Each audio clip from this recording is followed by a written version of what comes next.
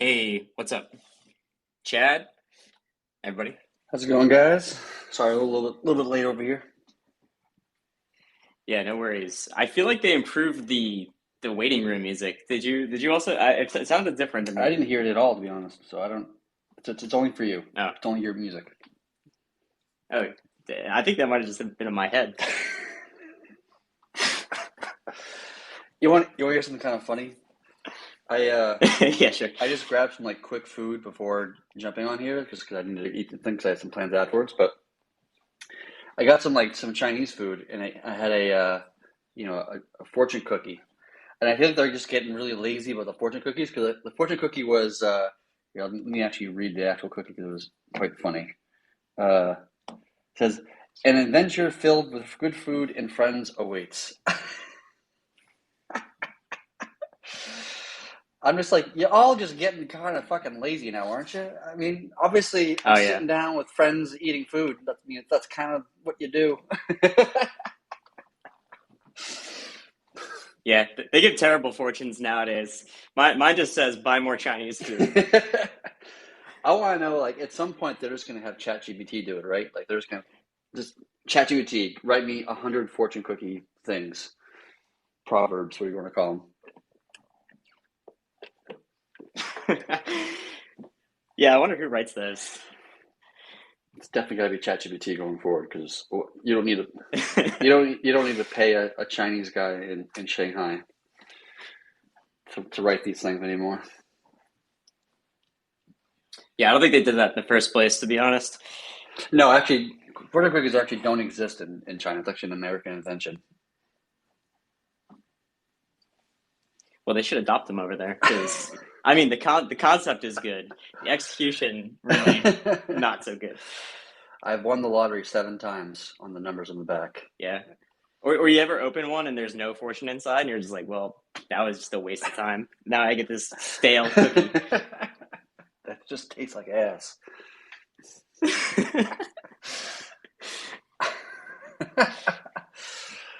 Oh man. So how's it going, man? How's it going, Kyle? Dude, good, good.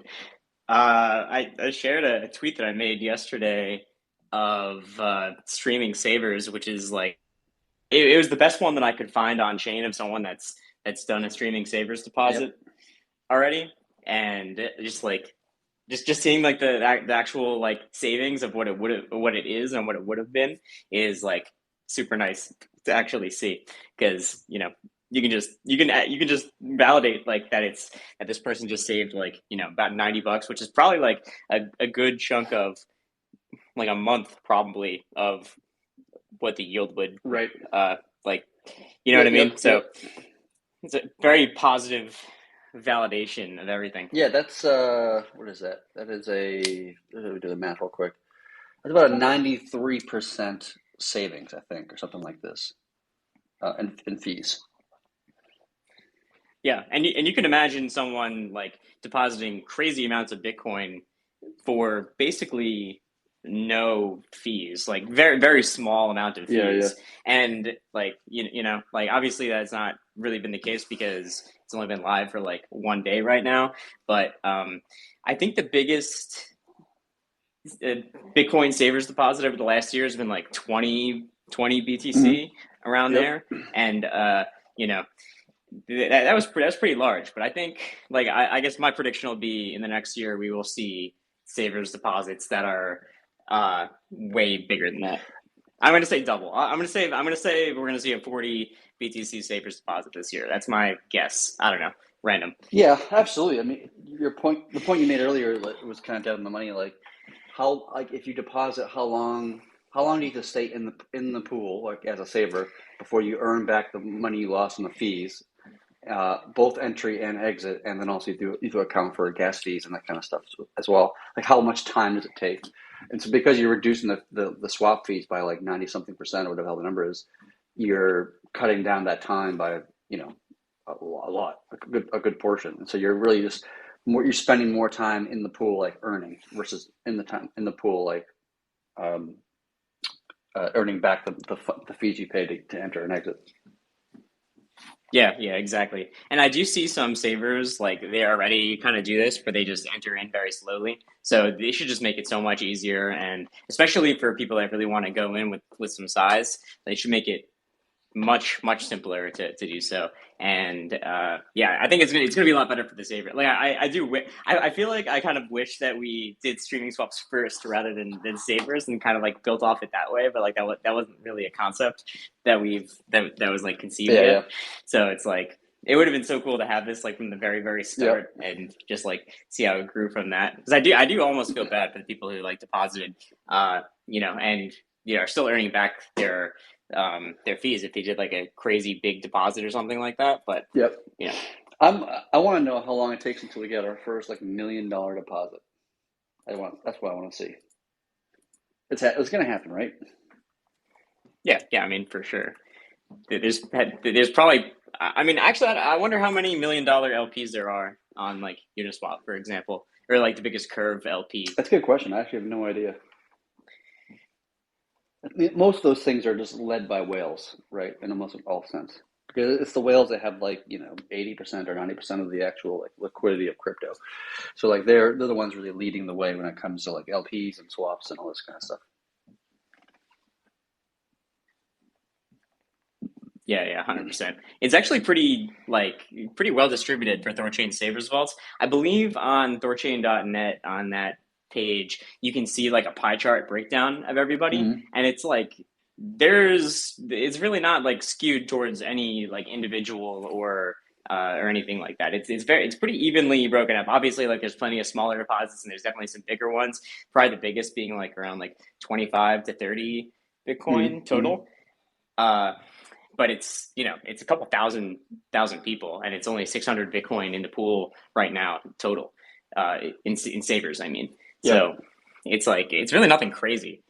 Yeah, but also at the same time, it's just like I feel like Savers is like one of the best kept secrets in crypto in some sense. Like I don't think most people, not even I would even say not even like 10% of Bitcoiners even know that Savers exist. Like I wouldn't even say Oh that yeah, high. yeah, no way. And so like hopefully like when the market goes bull again and people are more engaged and like more, aware and that kind of stuff, like and people get kind of more plugged into THORChain largely because it's like of as like better price execution or trade execution, this kind of stuff, that they start kind of like kind of walking the breadcrumbs and start like learning about all the different things we do, right? Whether it be swaps, whether it be like savers, whether it be synthetics, whether it be lending or savers, blah blah blah, whatever. Like people just kind of figure out all the things we do, and they just start participating in more and more. It's almost like a gateway drug that comes into the our entire ecosystem. And then at that point, I'm hoping we'll see a lot more traders, especially savers, especially on the higher end of like $1 million, multi-million-dollar people. Yeah, it was just too hard to do it before. So now that you can actually deposit with size and withdraw with size, which even better, like it should make it a lot easier for people to like validate that it's actually a thing. Yep. And it's just like there's the whole platform risk of THORChain. Like the more like it's such of a new product. Like if I was thinking about like what to do with my 1,000 BTC or something like that, I would certainly not put it right into like a Sure. brand new thing that's not tested and validated over the years. So it's like that was something we said when Savers came out. So Yep. it's going to take a long time for people to actually like gain trust and for it to gain adoption. It's definitely not a slow. I mean, it's a slow burn. It's not like a quick like flash in the pan Yeah, type thing. that's like there's nothing we can really do about that other one than just like let time tick, right? Yeah. But eliminating probably arguably the biggest reason to not use savers was the fees to enter and exit, right? Other than like protocol risk. Protocol risk will just kind of like go down over time, which is how that works. But like getting rid of the fees as like an argument of why I don't want to enter savers is a pretty big deal, like, in a sense. I actually do recall like years ago when we were first launching MCCN, we were like talking to some Bitcoin, like I think it wasn't me, it was I think it was Nine Realms, talking to some like Bitcoin whale and trying to convince him to like enter the Bitcoin pool, and he was hesitant to do so because he didn't want to sell half his Bitcoin into Rune because he wasn't a Rune maxi or whatever, he was a Bitcoin guy, and so he couldn't really deposit into our protocol for that reason. But now that we have this feature and he can enter without paying massive fees. Like now he has like very little reason not to, other than just general protocol risk, which is always there. Yeah, and if you're an early adopter, that means that until everyone else adopts, you're just getting yields up until that point. So if it takes 10 years for savers to really become like the thing, that's what is it, like a 2% yield or something like that? Is that 20% on your, well, it's compounds too, so I guess it'd probably be more than that, but it really depends what the yield is like over that whole period of Yeah, time. but even like Like, two percent is like really big. Like people like when you were getting Bitcoin yield on like BlockFi before the whole thing collapsed, whatever, like you'd get maybe like 0.2% if you are under one BTC, right? And if you were over, you would get like 0.00006 or something crazy, like not even worth the risk that you take on. So 2%, like within crypto terms, it doesn't sound like a very high number, but within Bitcoin terms, it's massive. yeah. And we don't have, and there's no big integrations for savers yet, which is like something that we're Yeah, that's obviously a good point. working on to land some like really big integrations for savers specifically. Because like swaps is like, like people understand swaps, and it's like whether that makes sense for an individual product or not, like sure. But savers is like a whole different beast. So like that's something we're definitely actively working on getting some big name like savers integrations, because people like that yield, man. Absolutely, like, and that's just part of the process of these integration partners that we have. Is that like you want to give them like some sort of like starting with the gateway drug of just like cross chain swaps, which is the most immediate and most obvious thing. You get them happy and excited about that. Get them, happy with all the yield they're earning from the affiliate fees or whatever it is, and then you kind of tell them about, oh, we have the savers too, where you can offer to your wallet users that they can get Bitcoin yield or ETH yield or whatever, and you can get a chunk of that as well. So it's another revenue stream for the wallet manufacturer. And so you just kind of get them starting to like kind of walk the line of all the different things that we offer, loans and savers and swaps and all these things. Like it just becomes a natural thing over time, especially as we become more and more successful as a protocol. Like people will just naturally look at it more and like, what else do you offer? What else can I use of yours? This is great. Same thing, like FTX had the same thing. Like FTX had such amazing success, and every time they launched a product, like every had such great adoption just because like it became this like trusted name, unfortunately. But like as people trust the brand, they start to like adopt all the things the brand does. It's like a natural thing to happen in crypto, but also in just general technology. Yeah.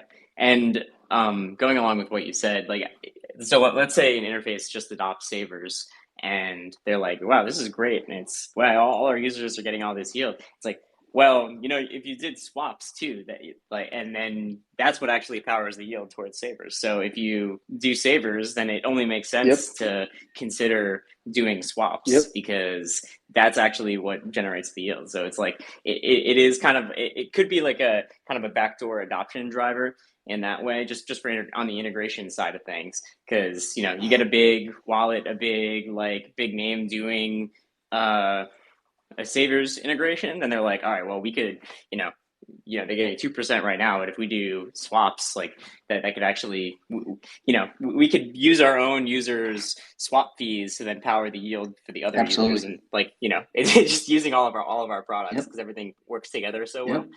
It's one of the things I really like about THORChain, obviously. One thing that was interesting, we were talking with, I don't think I'll mention which one it was, but we were talking with some wallet manufacturer, and we were trying to convince them to like, do cross-chain swaps, whatever. And it was funny because like they had not a lot of interest in the cross-chain swaps. They had a lot of interest in the savers part. They were more interested in savers than they were in the cross-chain swapping, which was kind of a counterintuitive, state. Yeah, we definitely seen that. But yeah, even if they just do savers to start, then it's a, like what I said, it naturally pushes them in the direction of doing swaps. Yep. So it's just going to be like good things from there, I think. Yep. And worst case is like, all right, they just use savers, and that's totally fine. Yeah, the biggest struggle I think we're going to have with savers like in the future is the feature itself is so like simple, it's so cognitively easy, it's so valuable, it's so like useful, it's so simple that I don't think we'll have problems in the long term. Like getting adoption and getting people to put in their Bitcoin or ETH or whatever other assets are. I think in the long term, it just becomes an easy way of getting yield on your most favorite blue chip asset, which, generally speaking, shouldn't be like a hard sell. The hardest part of it, I think, is going to be for us as a protocol is like, how do we scale it to meet the demand that I think we're long term we're going to have, and that's a much more difficult problem to solve. And we can talk about different methodologies of achieving that, but that to me is like my greatest concern about savers is like, how do we scale it, and also how do we scale it safely? Yeah, managing risk with savers is 100% essential. Absolutely. I mean, there's already a good number of safety features that are built into it for that exact reason, and then probably more to come, just to like make sure that nothing can like go wrong or make take value from LPs when it's not necessary. Right. That's what we talked about the synth circuit breaker a few weeks ago, or a couple months ago, whatever it was. And at some point, we're going to have to come back to that topic as a community and discuss how we want to solve it. I mean, in the end, all the different solutions are effectively the same. Really, it's just getting people to leave when the network needs them to leave, and just the question becomes, what is the mechanism to get them to leave? Right? Is it self-organizing? Is it first in, first out, or last in, first out, or what is the actual like algo that we utilize to push savers to exit when we really need them to? And that just becomes a debate in the end. But this conversation is not that conversation.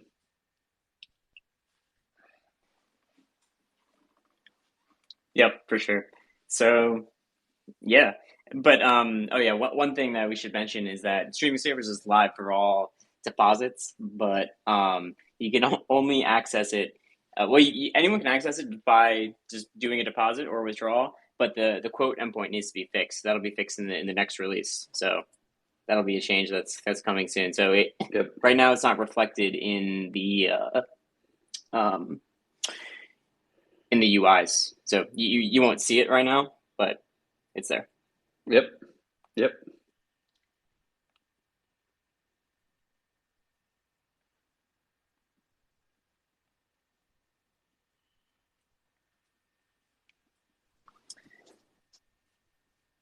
Hey everyone, thought I'd say hello.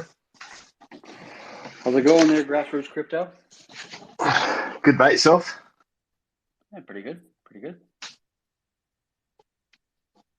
Keeping well. Exciting times. What's the news? What's been happening?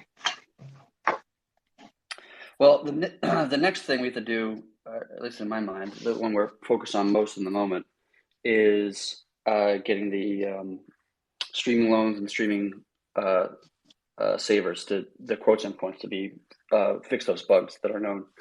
And once those bugs are fixed, the UI will be able to better accurately display the fees and all these kind of things, and those features can be really kind of unlocked in a sense.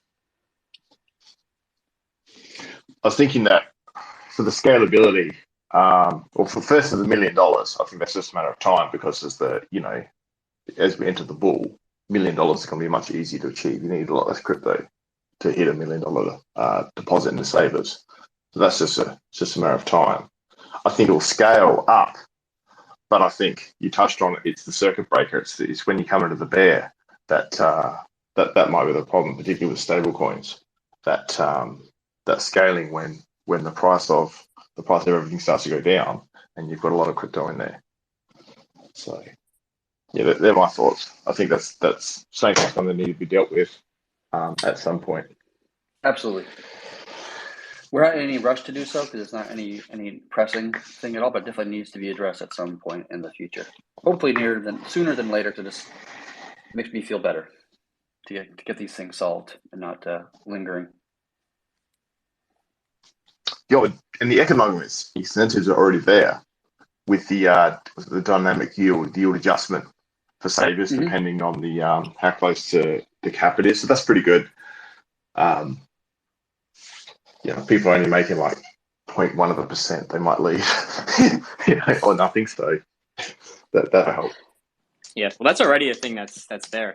That's with the synth yield scaling. So as the synth utilization goes up, the yield for savers already goes down.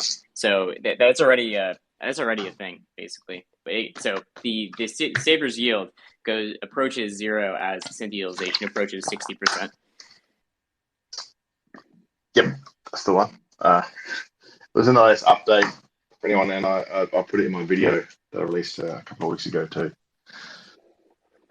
Yeah, the circuit breaker is just there to make sure that even if that 0% interest is not enough to convince people to self-organize and get out, then we have some sort of assurances and enforcement of the security and reliability of the network, and to have something there, just in case.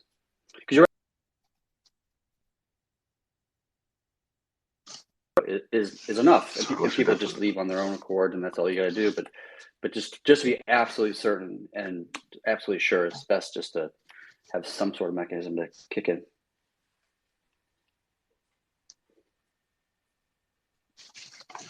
Cool. I'll bring up, so there's a tweet talking about the amount of interfaces. I think we've got, is it 17? 18 interfaces? I think we added the Telegram bot. Yep, 18. I think that shows that's really good. It started off with like single chain chaos.net just with one, with BetSwap. And now there's like 18 interfaces. Well, wallets and interfaces, we're kind of like counting Ledger and key as well. Yep. So it just shows you the options. What with THORChain being offline for a bit, it's so good to see so many different ways to access. Yep. And you don't even need an interface. You can access it without an interface. Yep. It's really good to see. That's right.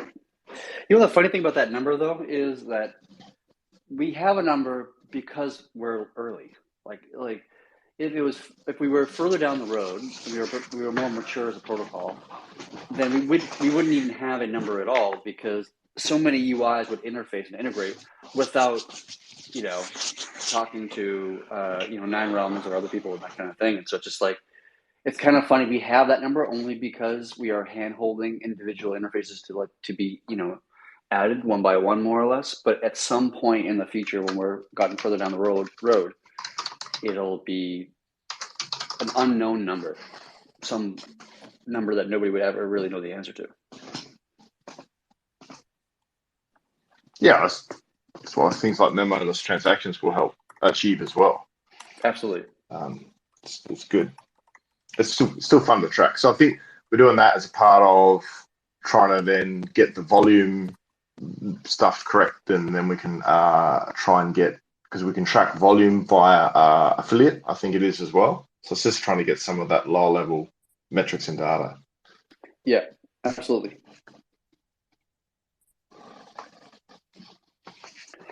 So I shared a tweet in the thing here that people can read if they want to, but I recommend it just because it's really interesting. It kind of starts off a little bit weird, to be honest with you, but it gets better further in the thread.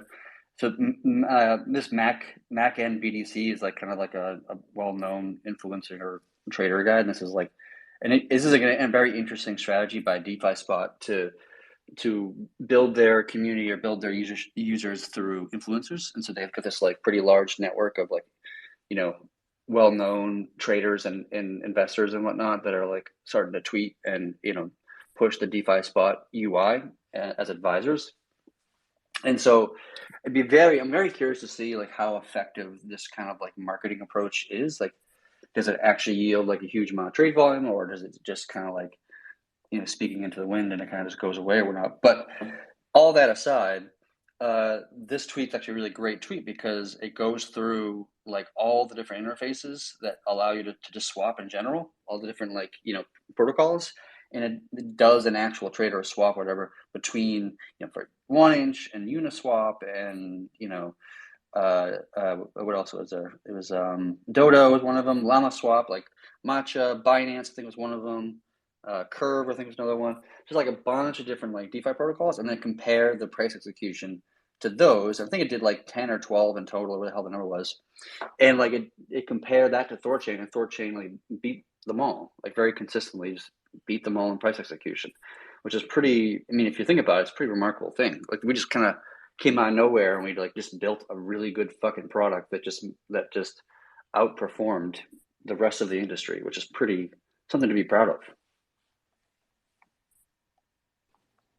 Yeah, I think the difference between THORChain and Uniswap will even be tighter now. If you just look at front end quotes, that is, just because Uniswap just added like a was it 0.15% fee on their front end. So now, like I think even ETH to ETH swap, like both swaps on Ethereum are very competitive, even, which I think he pointed out in that thread. Yeah, absolutely. And I think we'll have more as we get more UIs. We'll have more competition, and the more competition will just naturally drive down UI like affiliate fees just to stay competitive. I'm assuming, and so I think over time we might see even UI fees to go down over time. Yep. And also the point you were saying earlier about we won't even know how many interfaces integrate. That's partially true if they don't charge a fee, but if they do charge a fee, then we would know exactly how many unique affiliate addresses are actually collecting. That's true. That's true. It's hard to, because we have affiliates built into the protocol. It doesn't need to be like a separate wrapper contract or all you do all this chain analysis stuff. It's like it's right there. It's very easy to see who's actually generating volume for the protocol. Yep. It's actually really fascinating to look at the numbers too, right? Like just to watch the different UIs and like see how they're each performing and where all the volume is coming from and who's gaining more volume, who's losing volume. Like I think that's a kind of a fascinating dashboard to look at. It's like watching a free market in action. Exactly. He can build the best. Absolutely. He can build the best interface and get the most users. Absolutely. If you think about it, like if you look at like Apple versus Google and like mobile phones, whatever, you get kind of a snapshot like every quarter of like who's performing better or who's gaining on who or whatever. But what's fascinating about crypto is that like everything's in lifetime, everything's in the public, and so you just have this like constant stream of like just free market information, which just makes for a more efficient market in general, for it to adjust itself and for different players to make alterations or changes because they have information that's coming to them all the time, versus just like waiting, at the end of the quarter this happened and then blah blah blah. It just becomes a much more efficient market if you have like just the free flow of information. This question: is there a DEX that has as many interfaces as THORChain? Do you know of? That's a good question. Kyle, do you know if you ever any? I'm trying to think. I know. No, I don't think there's really data on that. Like there's a dashboard for Matcha that shows, or 0x that shows all the like some of the different ones, but I mean I wouldn't doubt if we're up there for sure, because probably specifically because we've really done the approach of just make the core protocol and any team can just make a front end for it.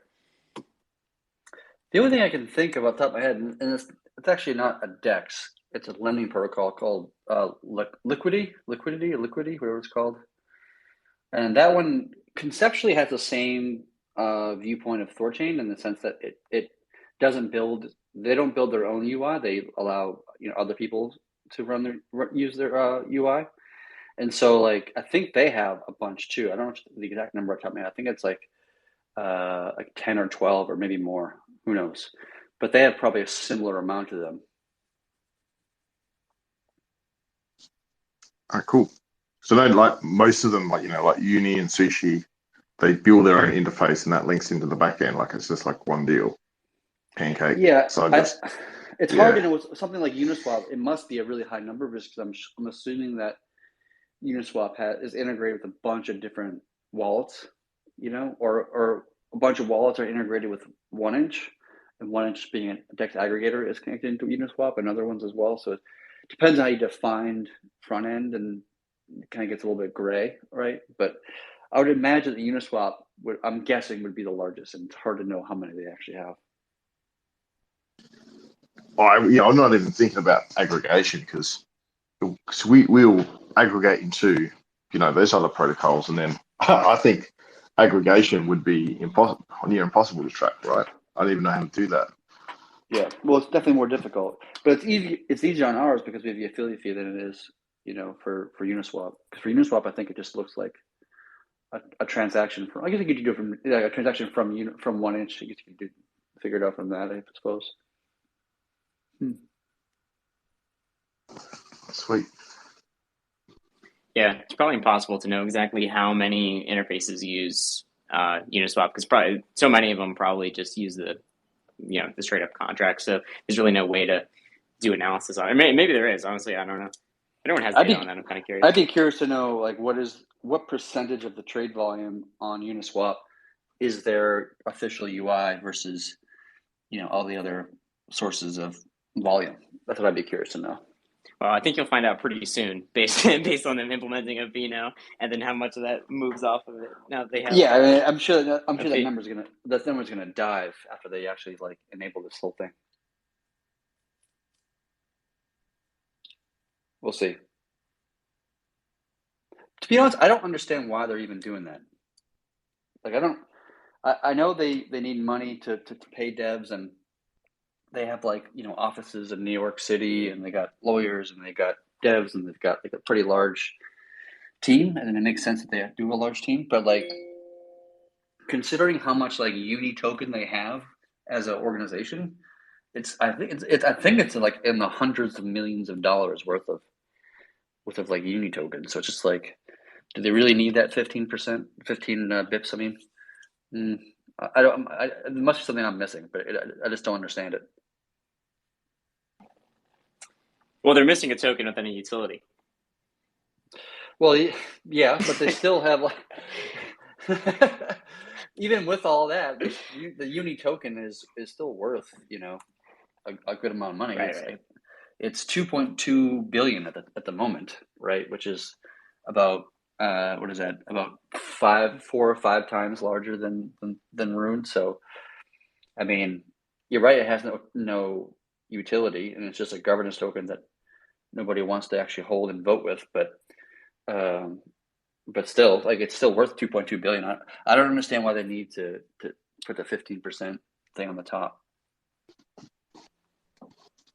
My utility was claiming the airdrop.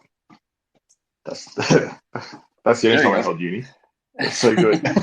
Claim the airdrop and then just dump it on the market. Yep. This is why I personally just really dislike airdrops in general. And for Archaea, we're doing an airdrop, which was not my idea, and I tried to fight it, and I lost that battle. But I just personally think that like airdrops are always just a great way to just create massive sell pressure and pump and dumps. So the natural thing that happens is that people are going to do an airdrop. People, have a hysteria around the asset in the first 24 hours. Everybody wants to go buy it. There's a huge pump of the asset. Everybody starts dumping it, buying and dumping. It just like creates this fucking travesty of an ICO launch in a sense, and it's always just fucking terrible. I always hate it. And we do it. We just keep on doing it as a community. Like, we don't learn our lessons. That it just never. It rarely, not never, but it very rarely actually works effectively. Airdrops.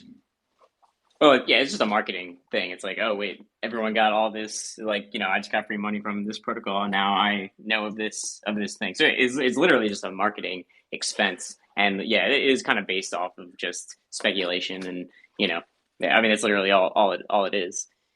Right, but like, how often do you go to your ETH address, whatever the hell that is, and if you go in there right now, you'll probably find 50 different random tokens just sitting in your wallet that was airdropped to you for one reason or another. You're not even aware that they're there most of the time. And then in the end, what you're really doing is you're just like locking up a bunch of tokens. So you have a supply of 500 million, or whatever the number is, and like 200 million of them are just sitting in people's wallets that will never ever actually move because nobody even knows or cares that they're there. I get that it's a marketing tactic, but I still don't feel like it's an effective one. And the more effective one is just building a good protocol that people use. But getting the name out there is it's important. I can see. I know why people do it. It's just I sort of agree with you. Yeah. And I think there was some study, like, I don't know, some people did some analysis on like, is that actually effective or is it not? And I think most people just end up selling the token and never using the product ever again. So it's like both can be true, where it's like, yeah, it's just completely worthless, but at the same time, like, they did hear of of the thing, at least for a Yeah. moment. Yeah, you're right. The best way to market is just to build something of value, build something useful, build something valuable, something that has a good value proposition, and just let the product, be the marketing itself, which is largely what how THORChain, approach things for the most part. It's just let's just build something that's really good, really valuable, very solves a hair on fire problem, and that's the way you build up a good product with a good user base.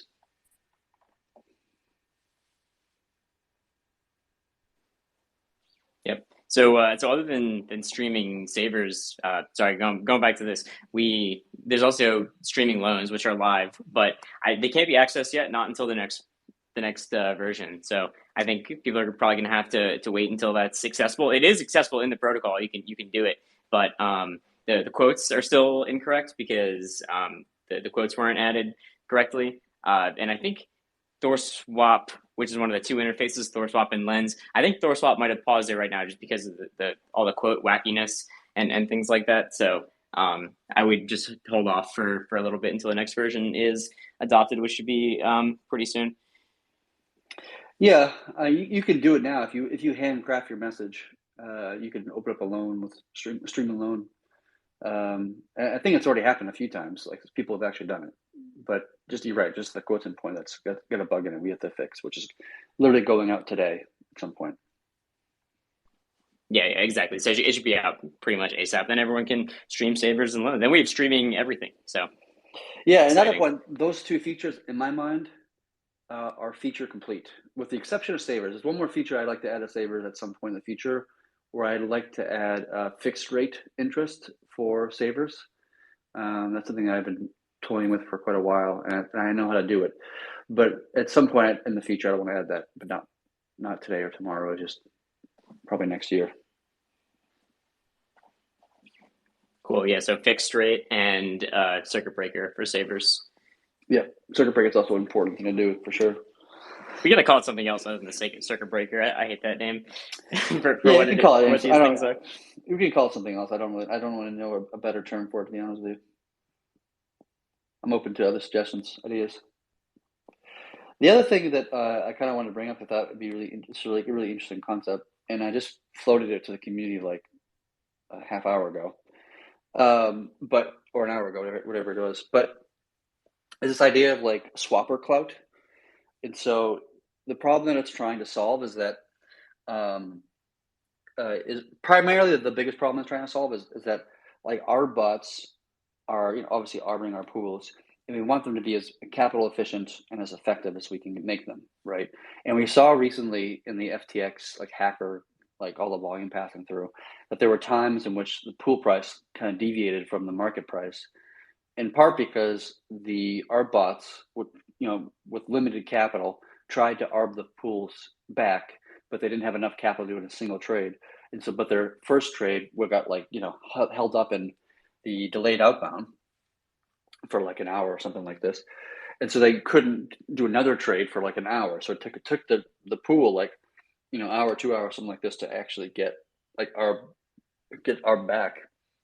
And so the idea is that like we can change the way that delayed outbound works, and we can give kind of like more leniency to how long transactions are delayed to swappers who have done a lot of volume in the past, right? And so like we effectively assign a clout number or a reputation score or a clout score, whatever you want to call it, to individual addresses based upon the amount of rune they have spent in swap fees since the beginning of the chain, which was like years ago. And so if you're making like, say you're making like a $10,000 swap, hypothetically, and you've paid $10,000 in swap fees historically in rune value, then the delayed outbound would be effectively reduced to zero, right? And so you would have no delay on your transaction. So for ARBs who are doing, and power users who are doing like, vast majority of the trade volume of the network, like their outbounds would be significantly reduced in terms of how long those are delayed.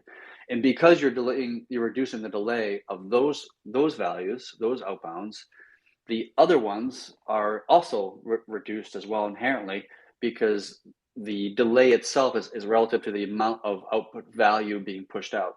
And so if you're excluding, in some sense, the R bots because they're like known good actors in a sense, the rest of them also get significantly reduced outbound delays.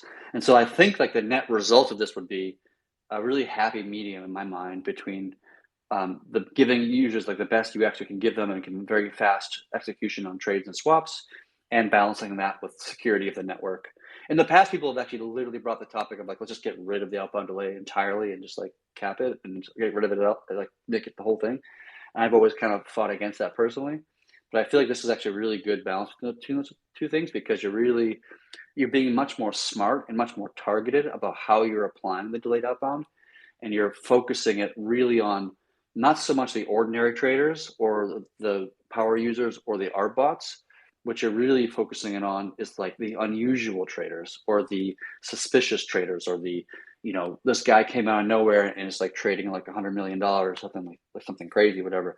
That's when you really see the outbound delays like really applied, and that normal situations and transactions will be like significantly reduced, if not entirely eliminated. And so like I think that's going to be, it's an interesting idea for the community to debate and argue, and whether that's a good idea or not. But to me, it sounds like a pretty good idea. Yeah, so essentially, the more volume that you do, the more the more fees you'll generate, and that increases your score.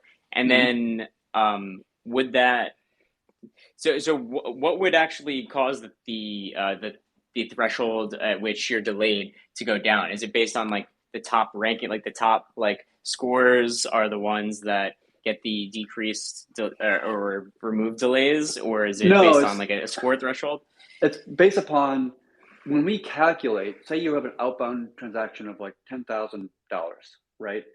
When we calculate how much your outbound is going to be delayed, it's relative to the total value. It's like the size of your trade and the size of the total value that's being scheduled to be outbound. So if there's not a lot of volume and everything's a pretty like, subdue and everything like that, then like nobody's getting delayed very much at all.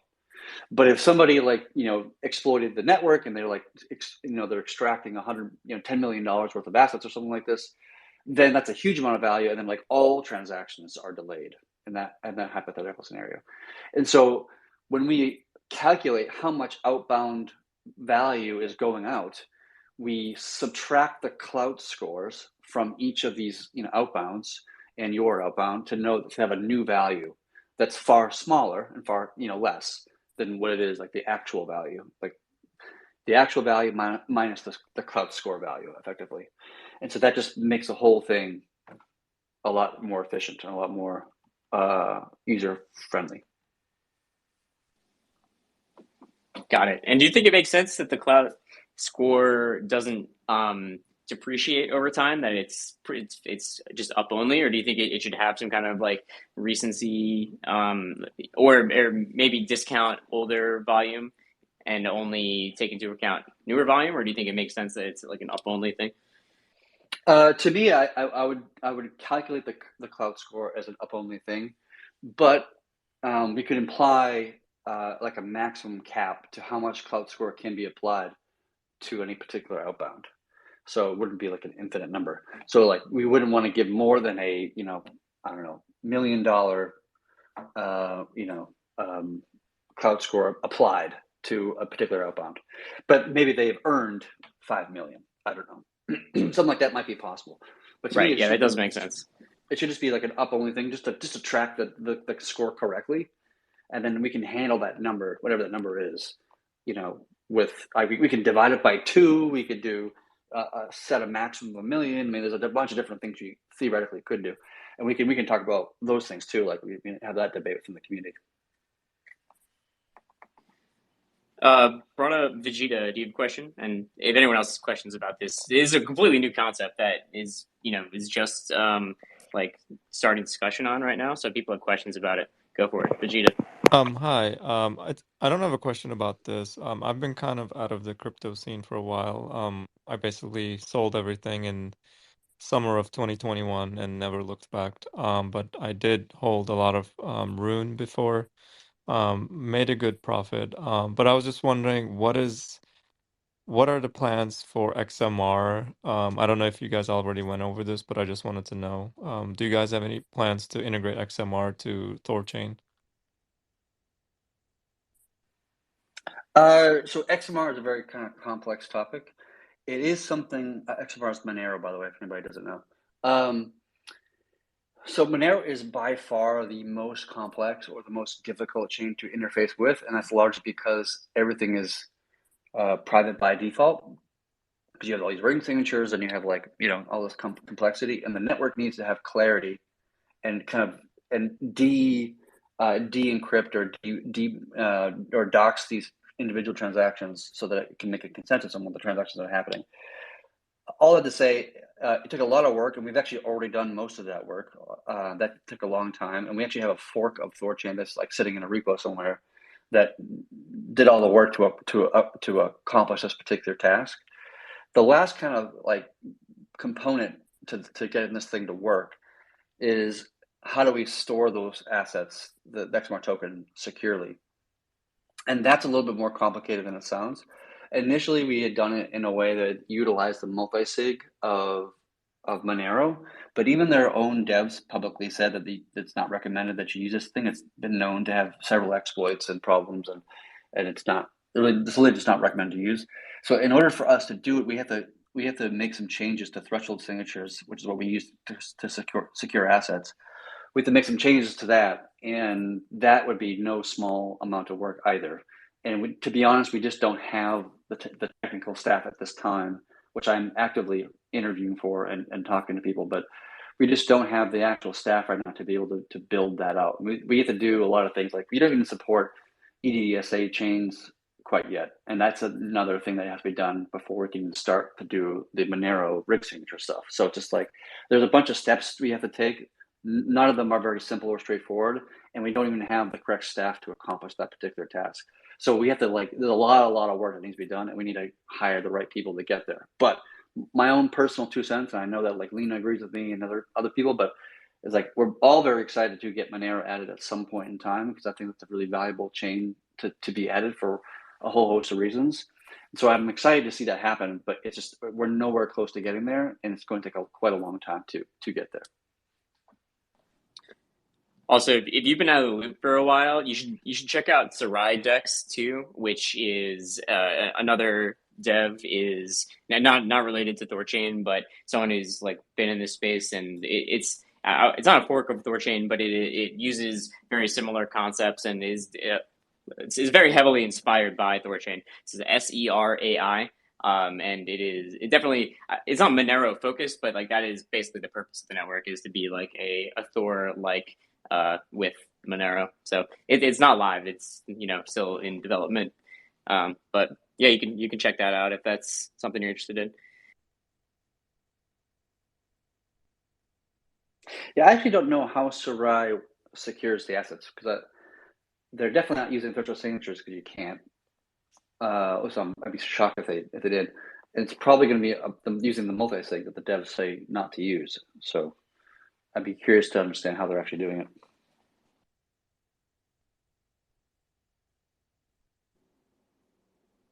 Yeah, do you something else you want to say, Vegeta? Yeah, as I said, I left the whole crypto scene back in 2021 summer. And I don't know, I'm just really wary of the whole economic situation right now. And I keep wanting to jump back in to Rune, to other stuff, but it's just, I don't know. I don't have confidence to do it.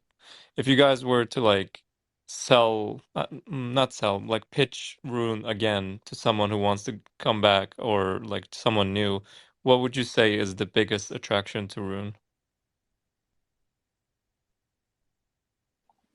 Well, lots changed since you left, honestly, and not to like go too far off topic right now, but I mean, there's been a ton of like positive protocol developments. Obviously, really stepped up security first of all, and integrations for sure. So like we're doing swaps for a bunch of different like A-list apps, like Trust Wallet. We're doing thousands of swaps a day, powering the cross chain in Trust Wallet. And actively working on like really big integrations that are going to move the needle, just as much as that. We're actually at parity for liquidity fees versus block rewards. So block rewards are, going down. Liquidity fees keep going up as people use the network. There's savers, which is what we were talking about earlier, single-sided yield on Bitcoin, Ether, which is like, one of the coolest products out there. There's lending, which is just released. You get a USD denominated debt based on your collateral of native Bitcoin or Ether, and streaming swaps, which makes THORChain the best execution environment for trading Bitcoin, Ether, or any other asset that's listed, because we have access to liquidity over time rather than needing to fill liquidity needs in the instant. So it's the most liquid place to trade Bitcoin in the world, including sexes, for pretty much any trade size. You can check the pinned tweet right now and see other people doing the same thing. So there's been a ton of stuff that's happened in the past 2 years. Yeah, I mean, we could honestly talk for like an hour just on this topic, this question alone. It'd be fairly easy, but to keep it short and sweet, because I actually have to get going in the next few minutes. But the number one thing I would say, at least in my mindset these days, is that if you believe that DeFi is a long-term play to replace CeFi in many respects, and for us, we're specifically focusing on like sexes, centralized exchanges. And if you look at sexes, like they have massive volume, right? They all have Binance and Coinbase and Kraken. Like they really have billions and billions of dollars per day in trade volume, where we're getting like maybe $1 billion or $2 billion per month, right? So we're like way behind the rest of the industry.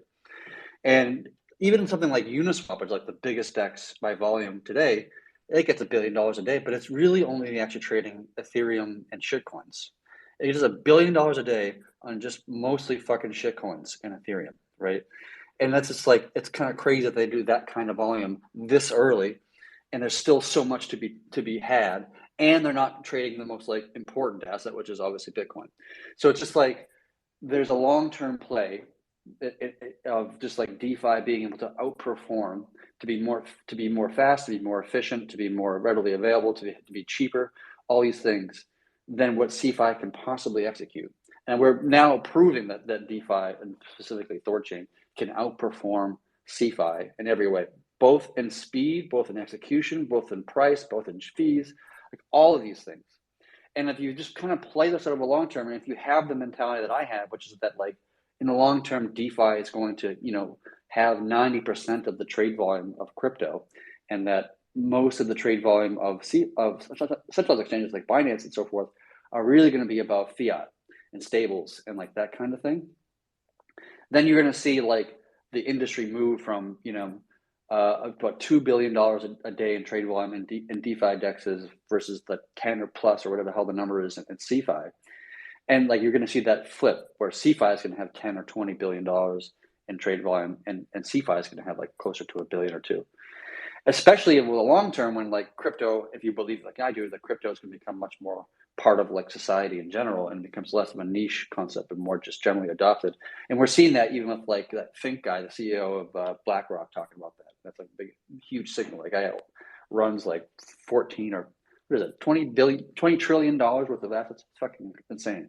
So long term, like THORChain's playing this game of this vision that DeFi is going to just replace or destroy CeFi in many respects, and CeFi will just simply not be able to compete at all.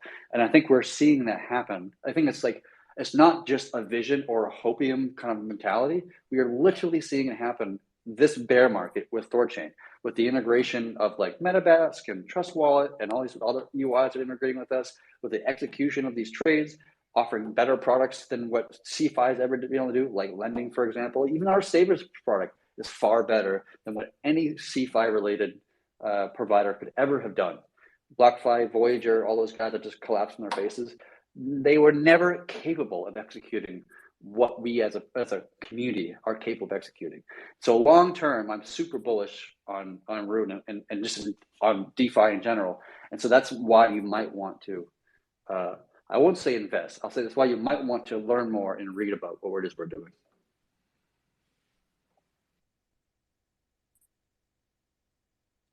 All right. Thank you both. And with that, I have to get going, guys. I have a meeting to get to, but Sure. Thanks for coming on, Chad. And thanks, Vegeta. I can hang on for a couple minutes if people have questions or we want to talk about swap clout at all. I can stick around for a couple minutes at least. See you, Chad. K coefficient. What's up, my dude? What's up, man? I was just going to ask about the swap clout thing, if that could be, if you could supplement your swap clout with Rune, or if swap clout could be tokenized. And I don't know. I just piqued my interest when he started talking about it. So I don't know if yeah, that kind of stuff or not. Like, well, this was literally floated earlier today, so this is a very new concept that is still like being thought of. I think it's pretty interesting though, because that was the number one problem with the huge volume that we saw the other week when we were when we were the biggest DEX in the world for a few days. Whenever giant swaps were coming in, $3 million swap coming in ETH to Bitcoin, ARBs weren't able to deposit fast enough to actually keep prices in line with the external markets. So there was, it wasn't crazy price dislocation, but, it was probably, a 10% delta with THORChain and centralized exchange prices. So it's like figuring out a way to be able to bridge that gap and let ARBs come in and be efficient, but without, being some kind of permission system where you either, obviously like that's like untenable or, there's probably other ways you could do it, but this seems like a fairly efficient way of doing it without having to change the behavior now. It's just, if you're a big ARB, you can continue to ARB as is, and we don't have to worry about your volume counting towards the outbound delays. Yeah, I totally agree. That would be great for everybody, even the non-ARB traders that are doing smaller trades. Right. And because that the big traders' volume doesn't count towards the outbound delays, it likely would make the experience of people who were just doing their first swap even better anyway. Because if you're just doing, $1,000 swap or something like that, or, if you're doing a $10 swap, then the people who are putting in thousands and thousands every couple of minutes into arbing and doing that volume is not counting. So the average volume in the swap outbound queue would probably be less, which means you might not have to wait an hour to get your funds if you're only doing a small swap, if volume isn't crazy. Yeah. Oh yeah. I just wonder how might that affect the synth utilization? Or would it not affect it at all? I don't know.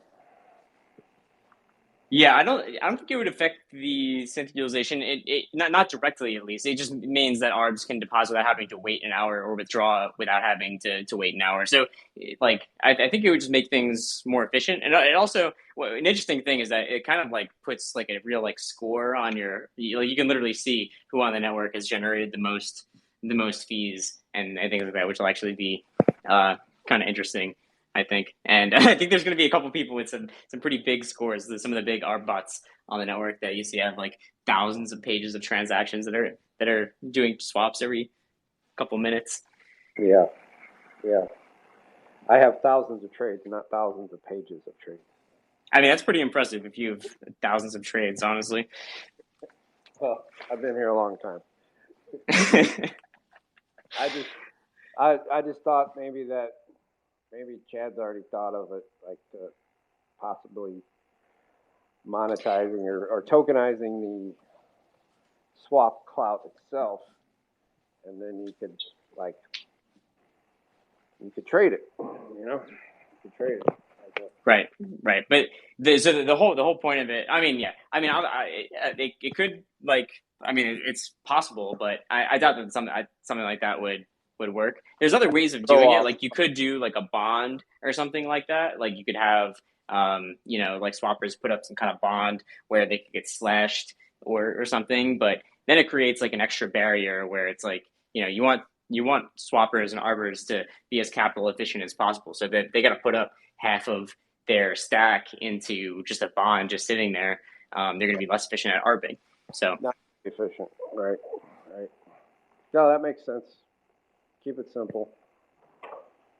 yeah, so it's a brand new concept. So we'll see, if this gains any traction at all. Obviously, this is not like, hey, this is coming out tomorrow type thing. I think Chad just typed up the idea earlier today after ruminating on it for a while. So it's one of those things that's going to help scale the entire system. And like the next time that we're doing like 300 million a day, or 500 million a day, then yeah. What was the max there last time? 550. Yeah, it was something like 530 or 550. Yeah, it's crazy. Yeah, insane. Yeah. Next time we do that, then we won't see any price dislocations at all, because ARBs will just be able to access capital wherever they can access it. So right. Yeah. One of those lessons where it's definitely one of those things where it's like balancing, prioritizing security and capital efficiency. So yep. Good lessons to have, and all stuff that's good to fix before obviously the run up. So yep. All right, man. Thanks. Sweet. Cool. I guess we'll probably call it here unless other people want to come up, or if you got anything grassroots. No, I like the feature. I just kind of read it. Just quickly read it. It's only been up for an hour, but you're maintaining the security, which is important for the outbound delay. But kind of relaxing for the people that that are good actors because they've already traded a lot, or you believe they're good actors because of their trade history. So if you've got a hacker that's going to come along and attack the network, they're generally going to be having your address. So outbound delay is going to be utilized. Where if you're going to have traders and ARBs, well, they've been with the network a long time. They've made some good profits. They're less likely to be attacking the network on that address. So it's a good way to keep security, but keep usability there as well. So it's not clogged up. Well, you're not having to change it just because of high volume. Most of the volume is going to come from the same actors. So that way you're relaxing for these same known actors. Yep. Yeah, for sure. Man, I was going to say something. Yeah, I think it'll be a pretty positive thing. Hopefully we can see something like this get off the ground, and hopefully it's not too complex to actually get implemented. Right. Damn. It from what I can see, it'll calculate it all in the background, like from a user point of view. They don't have to do anything, and that's like with the bond thing. You don't. One of the cool things about THORChain is you can do swaps. You can do a Bitcoin to Ethereum swap without the requirement of holding room. So by doing this, you still don't have a requirement to hold room. Whereas if you're having to hold some type of bond, then there's that requirement if you're going to do that. So that's the reason why I like this. It's right. Asset neutral. Yeah. So the thing I was going to say is that it's not gameable. So it's not something like if you somehow had like an exploit sitting there that you could just start like signing out funds from the network, which would be extremely difficult to do anyway. What you would have to do is then you would have to effectively donate whatever the threshold would be in order to get those funds signed out instantly, rather than be in the outbound delay.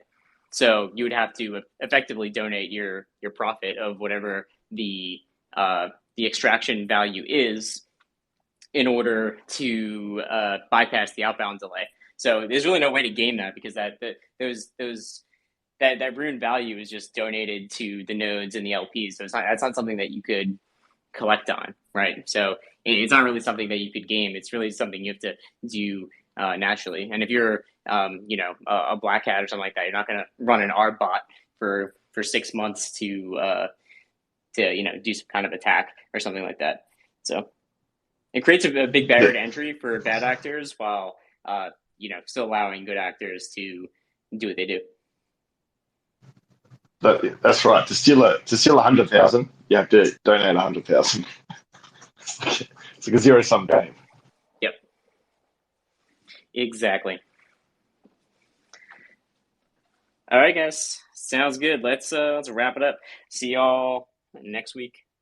Peace. See ya.